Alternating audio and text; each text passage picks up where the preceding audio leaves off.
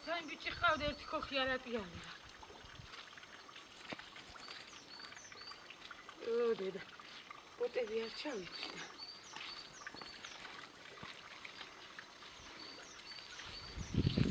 ისეთი ტალახია, რომ ჯერ კიდე გაყინულია. ვია!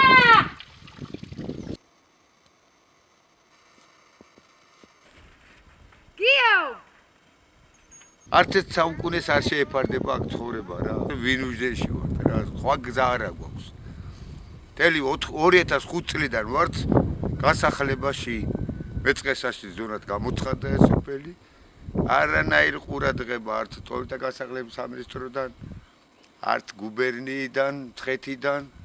საერთოდ 4 წერილობითი განცხადება შევიტანეთ კანცელარიაში პირადად პრეზიდენტის სახელზე. ეს გზა ხო საერთოდ არ არის, ფეხით მოძრაობ საცალფეხო ბილიკები. ადამიანი რო გახდეს სუდად, გარანტირებულია იმისთვის უკვე ის ქვეყანა. აქ მანქანა არ მოიწევს. იცვალებულს მოვასვენებდი. ძალიან მძიმე მდგომარეობა. აგერ ტყეზე ხო ხედავთ, ისე ჩამოიარე? ამას მარტო ნახვა კი არ. იქიდან რომ დაგვისხლდა ეს მიცვალებული თავის სასახლით. ერთი რამ მაინტერესებს მე. ხევამდის სუალა ესე ვიარეთ.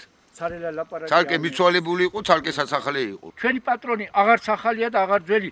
ერთი ვირმე არ დაინტერესო რომ ეგ ხალხი იქნება ტყვის მოიდენ და შეამოწმენ. არც მთავრობიდან არც ამთავრობიდან. არავინ, აი რამდენი ხანია დადგნენ ივანიშვილები თუ ბერძენიშვილები და ერთხელ არ მოიდენ, თავის კაცი არ გამოგზავნა. და ნეტო მანახეს ივანია თუ ვინ არის თუ რა არის, ერთი არა ტელევიზორში გვაქვს საშუალება რომ გამოვიდეთ და ველაპარაკოთ. აი რა უნდა გავაკეთო? ერთი გამოსავალია ჟურნალისტებმა რომ აი დაანახოთ ეს ჩემი სახედარი, ეს ჩემი შეშა და აი ჩვენი ცხოვრება. მოხედოს კაც.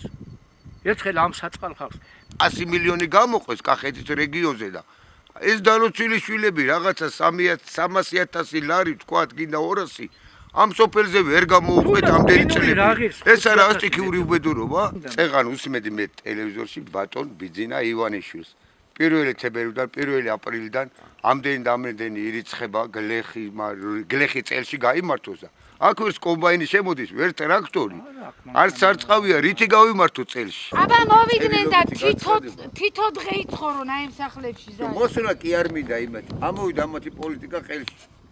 ერთმანეთის ჭამაში გავა ეს 3-4 წელი. მერე სხვა პარტია მოვა. კიდე ერთმანეთის ჭამაში ქართველ კაცს შურს და ღვარდას ვერ ამოაწლი. ეს ავარდლები თავნა ჩააყოლო. ნაკოწიწებია ხელით რა შეხედე აგერ ძველი ჟესტები. ეს არის ფიცრით აშენებული და ნანგრევში მაინც არ მოყვები. ერთი გარანტია ის არის. აპრილის დასაწყისიდან, როდესაც იწყება ეს 3 კვირიანი, 2 კვირიანი გამბითი წვიმები. უხნალექიანობა სახლებში როგორც მდინარე ისე მოდის ეს წყალი და სოფელს ვეღარ გასცდები. ამფიბიებივით მივეჩვიეთ წყალში ცხოვრებას. იგოგო მშობი არა? აი ხლა 3 კვირაში და სუსველი ალოვინები, აი სუ ჩამბალი. ჩემი ბიჭი მოიდა დედი აქ როგორ დავწვევ, და ჩამოწვენე უსაბანდა მახურეო. დღეადღეული ველოდები აქ რომ ბავშვი შევიყვანოთ, ბავშვები. შევიყვანო ვიცი რომ რა დრო დაინგრევა რა. ხო არ დამიძახემს და გამოვიქცევით და ვართ აი ესეთ მდგომარეობაშია. ხო. აბდექი და დუშეში წავიყვანე ბავშვი ბიჭი ქირითა. იმის გულისებს რომ სახლი არ ძეცემიყო ბავშვებსა. ერთი მთავრობა იყო, იძახა, ხო, სააკაშვილმა მოგხედა. ზოგი სამკედელში ცხოვრობს. ზოგმა დაანება სახლები და გაიქცა. რა გახდა ეს 10 კომი რა გახდა? აი 10 კომის გადასახლება რა გახდა? აღარ მინდა ყოფნა კაც. რა ხერი ვნახე, 2 შვილი 24 წლისა, 20 წლისა შვილი, სამ-სამი ვაჟკაცი გამოვიყვანება სახლი. დაიხოცნე შვილი. ის ბალხსაც კბილს ტკიოდ სასწრაფო გამოვიძახეთ, აი იქამდეც კი არ ჩამავიდრო, იქით ხალხ სოფელს გაგვეყვან.